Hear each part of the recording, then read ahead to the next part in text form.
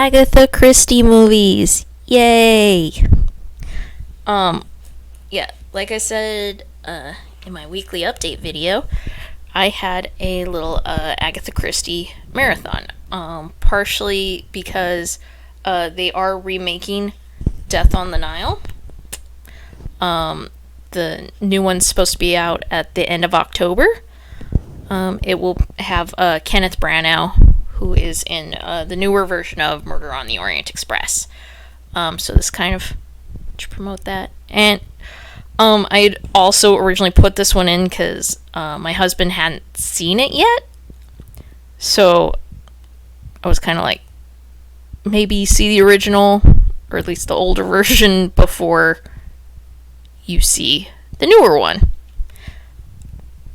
Provided theaters are open by that time. But, yeah. It's got Peter Ustinov, who is, in all honesty, my favorite actor who's played Hercule Poirot. I haven't read the book, I gotta admit, any of the books. But he is my default. He is who I imagine when you say Hercule Poirot. He is so perfect. Just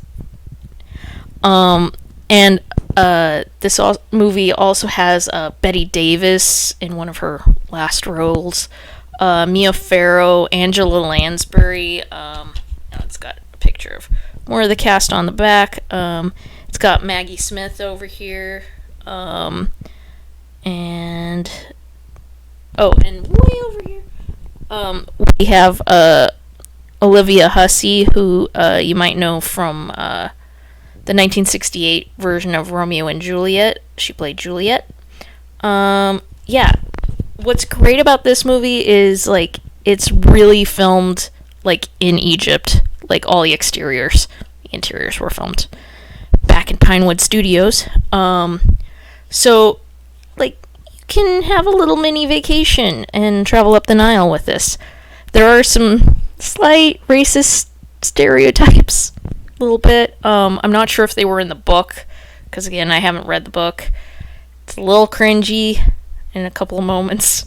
Not gonna lead you astray and pretend they're not there. But overall, it's again one of those things you gotta remember. Like, book was written in like 20s or 30s. Movie was made in the 70s.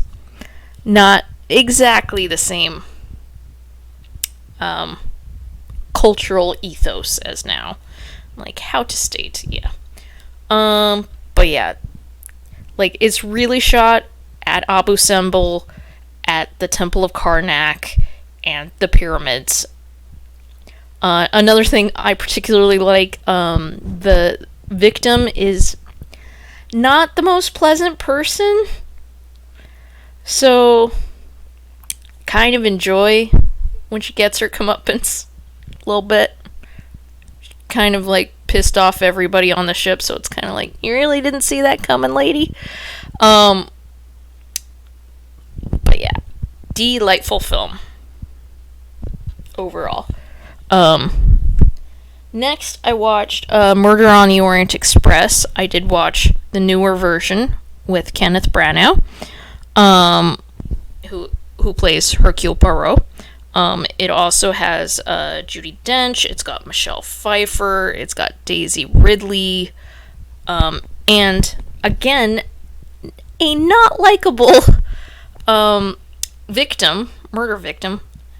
These shouldn't be big spoilers because it happens fairly early in the movie. But Johnny Depp is the murder victim, and it's kind of perfectly cast for how a lot of Hollywood feels about him right now. But yeah, a great movie, the plot of which was greatly inspired by the Lindbergh Baby, if you don't know about that. Also, this particular disc had a lot of special features. I haven't quite got through watching them all, but it had a great little biography featurette about Agatha Christie herself, which is very cool. Showed family photos, had her grandson and her great-grandson talking on it. Very cool to watch. One thing I feel about this one, it definitely was all filmed on a soundstage in front of blue screens. You never really feel like you're on a train. You never feel the like claustrophobia and the rocking to and fro. It always feels like this pristine backdrop that I don't know, it kind of takes me out of the movie a little bit. Like the just perfect sunsets that you can tell were created on a computer. Yeah, it's a little thing, but it's not my favorite of this book. A few years ago, quite a few years ago actually, there was a version made for TV. I believe it was CBS, not positive, that had Alfred Molina, Doc Ock as Poirot, and they modernized Murder on the Orient Express. Like they had them like looking up stuff on the internet and stuff, and that one was decent. Like for a made-for-TV thing, it wasn't bad. I will admit I didn't actually watch this sitting down this time. I just thought I'd get it out for you. I do prefer this version to the Branagh one. This one has Albert Finney as Poirot, but personally, I find his portrayal a little awkward. Like I can't. He seems more gnome-like. He doesn't really seem like. It seems more of a caricature than a person like Ustinov. But yeah, another all-star cast. Amazing cast on this one. It's got Sean Connery. It's got Lauren Bacall. It's got Michael York. Who else we got? We got everybody. Let's see if it has a list on the inside. One moment. No, it doesn't. Cool box design though, with just DVD design with just the knife on there. And this one does have a good amount of special features as well, but again, I didn't actually sit down and watch that this time. There was also a thing on Netflix, which was about Agatha Christie herself, which kind of theorized what she might have done during the days that she went missing. According to the movie on Netflix, which I believe was called Agatha Christie and the Truth of Murder, they theorized in their movie that she had solved a murder case.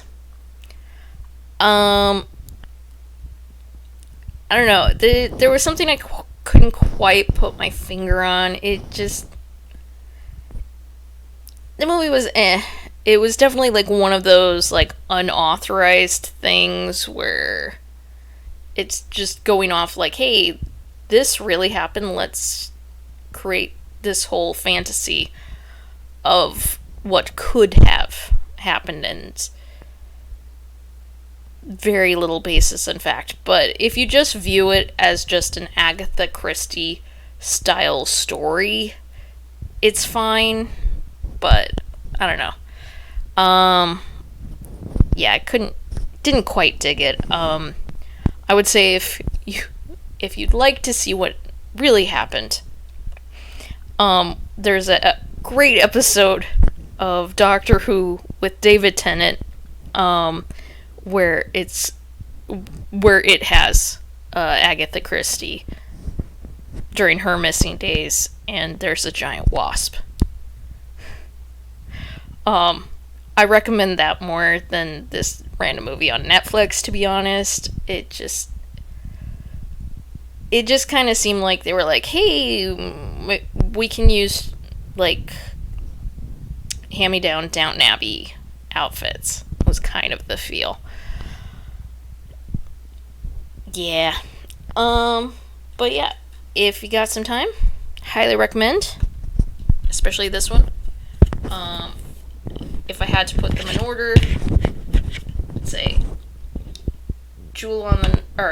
Death on the Nile, Murder on the Orient Express, the Finney version, and then the Branagh.